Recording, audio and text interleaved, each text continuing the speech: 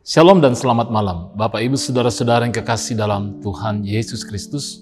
Segala puji syukur kepada Tuhan, kita boleh mengalami perjumpaan lewat pelayanan sehati dalam doa Gereja Toraja Jemaat Warakas, Kelasi Pulau Jawa. Mari bersama-sama dengan segala kerendahan hati, dengan penuh syukur dan sukacita, kita menaikkan pujian dan syukur kita, penyembahan kita kepada Tuhan, seraya menyatakan kerinduan untuk menyambut, mendengar, dan merenungkan firman-Nya. Mari saudaraku, kita memuji Tuhan.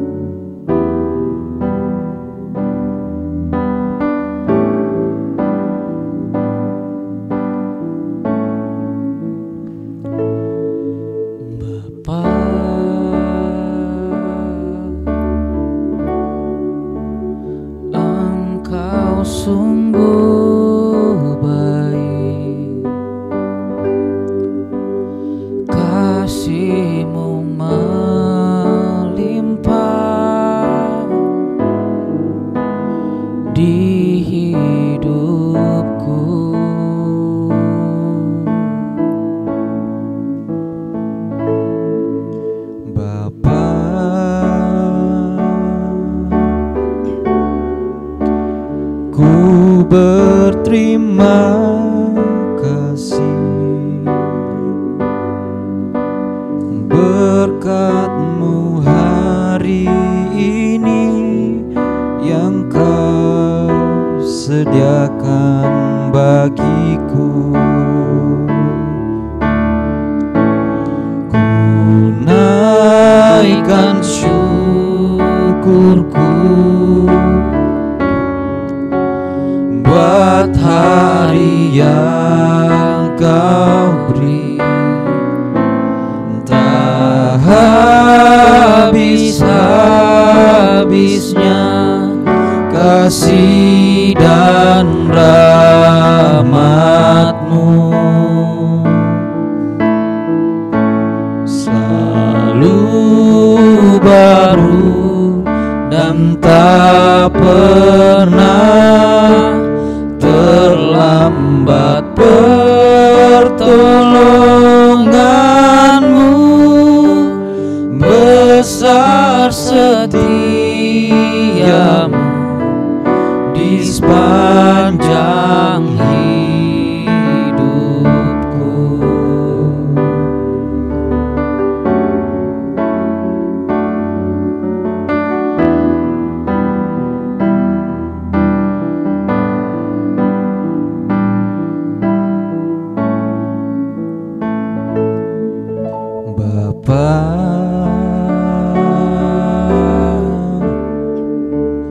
Ku berterima kasih berkat-Mu hari ini yang Kau sediakan bagiku. Ku naikkan syukurku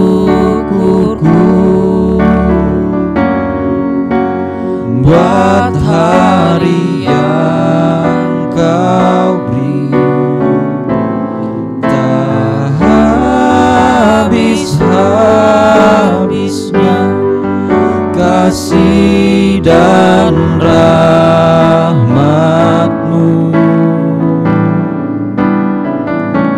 Selalu baru dan tak pernah terlambat pertolongan-Mu, besar setia-Mu di sepanjang hidupku. Besar setia-Mu di sepanjang hidupku.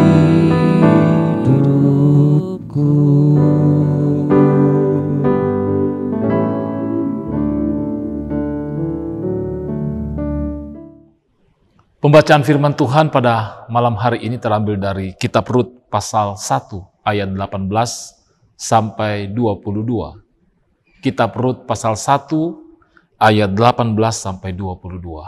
Mari kita berdoa.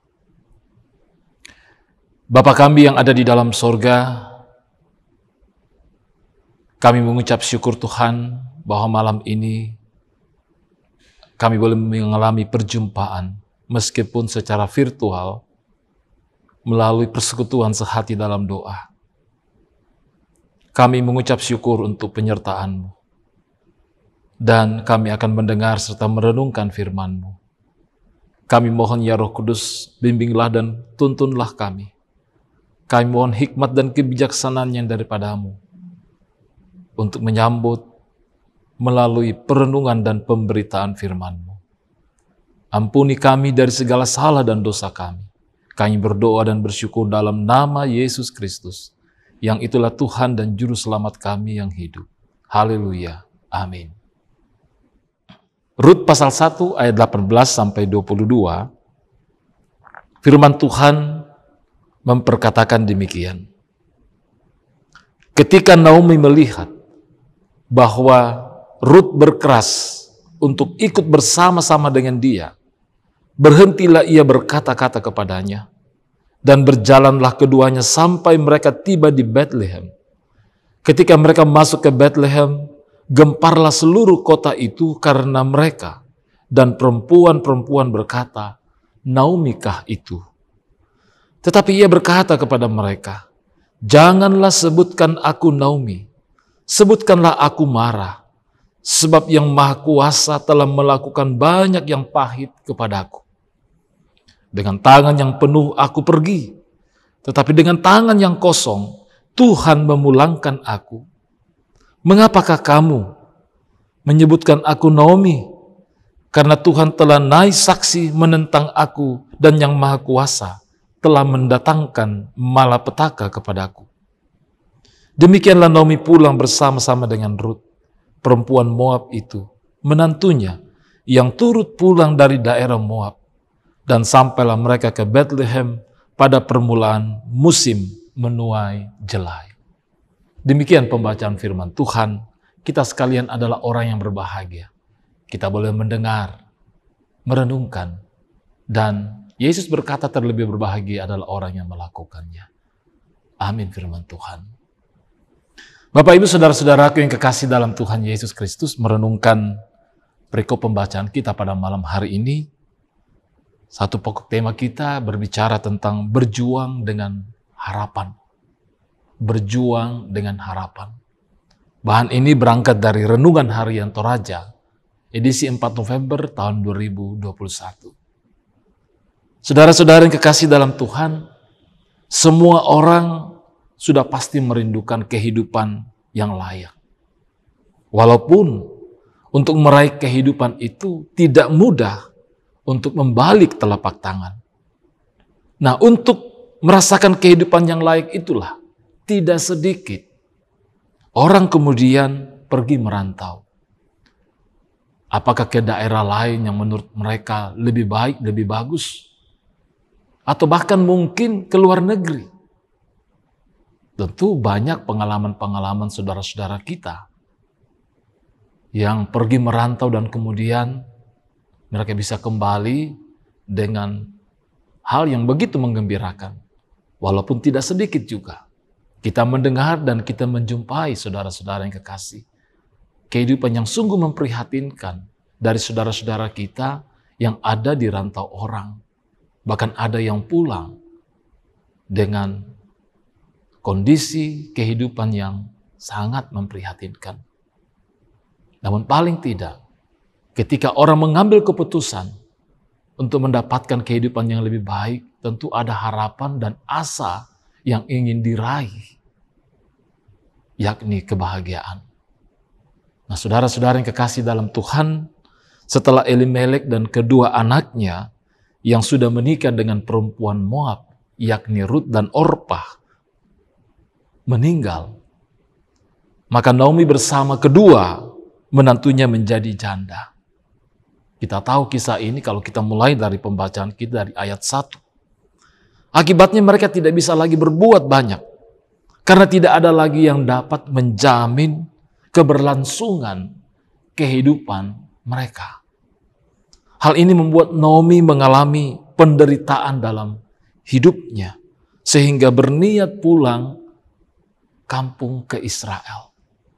Ya, sangat-sangat memprihatinkan kalau kita melihat pembacaan kita mulai dari ayat 1. Realitas yang diperhadapkan dan dialami oleh Naomi bersama dengan Elimelek.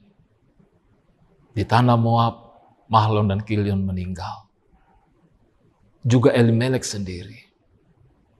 Sehingga Ruth, Naomi, dan Orpa pada akhirnya mengalami kondisi dan keadaan hidup yang sangat memprihatinkan, dan Naomi mengambil keputusan untuk pulang kampung ke Israel. Nah, dalam keadaan yang sangat terpuruk di negeri orang, akhirnya mau tidak mau bahwa lebih baik pulang kampung daripada hidup di negeri orang. Saudara-saudara, Naomi ketika tiba di kampung halaman tidak ingin dipanggil Naomi, yang merupakan nama aslinya. Bagi dia lebih baik ia dipanggil Mara. Mara artinya pahit. Dalam ayat 20 pembacaan kita tadi. Sungguh bertolak belakang tentunya dengan arti Naomi yang sebenarnya berarti manis. Jadi Naomi berarti manis. Namun Naomi menolak untuk dipanggil dengan nama sesungguhnya. Ia lebih mau dipanggil dengan Mara yang artinya pahit untuk menggambarkan kondisi atau keadaan yang dialami oleh Naomi dalam kehidupannya. Jadi saudara-saudaraku yang kekasih, poin refleksi yang dapat kita angkat di sini adalah bahwa kita mesti menyadari bahwa kegagalan kerap membuat seseorang terpuruk. Itu pasti. Walaupun demikian kita juga harus merenungkan dengan iman bahwa kegagalan bukanlah akhir dari segala-galanya. Sebab kita meyakini sebagai orang yang percaya tentunya bahwa Allah turut bekerja dalam segala sesuatu untuk mendatangkan kebaikan. Nah, sudah pasti bahwa perjalanan hidup kita, walaupun tidak selalu mulus, sebab ada kalanya Tuhan mengizinkan kegagalan atau kepahitan terjadi dalam kehidupan kita. Walaupun demikian, mari kita menanamkan dalam hati kita bahwa semua itu akan mendatangkan kebaikan jika tetap dilalui dengan percaya kepada Tuhan. Sebab Tuhan sanggup mengubah segala yang pahit dalam kehidupan kita menjadi manis. Seperti Naomi yang pada akhirnya diangkat Tuhan sebagai pemenang. Naomi menerima realitas pahit dalam kehidupannya dari sudut pandang Tuhan. Ia menyadari bahwa apa yang terjadi dalam kehidupannya tidak mungkin terjadi kalau bukan Tuhan yang berkehendak.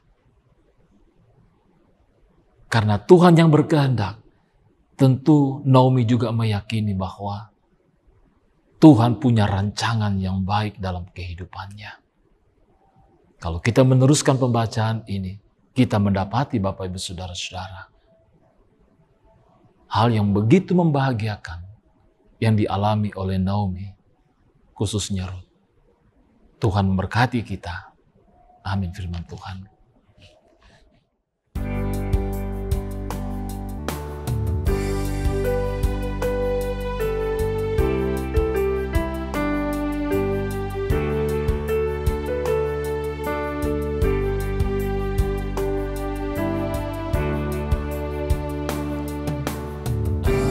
Adakah berat beban hidupmu?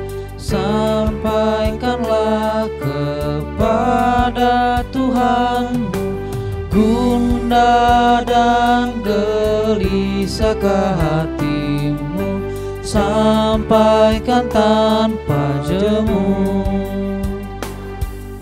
Sampaikanlah kepada Tuhanmu, Dia teman yang benar. Tiada yang sebanding dengan Yesus, sampaikan jangan gentar.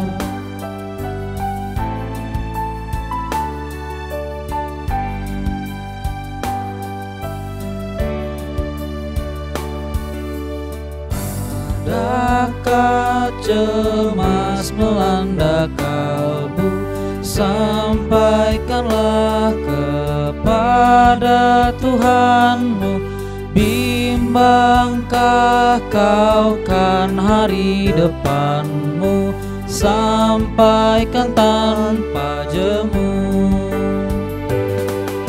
Sampaikanlah kepada Tuhanmu, Dia teman yang benar. Tiada yang sebanding dengan Yesus, sampaikan jangan gentar.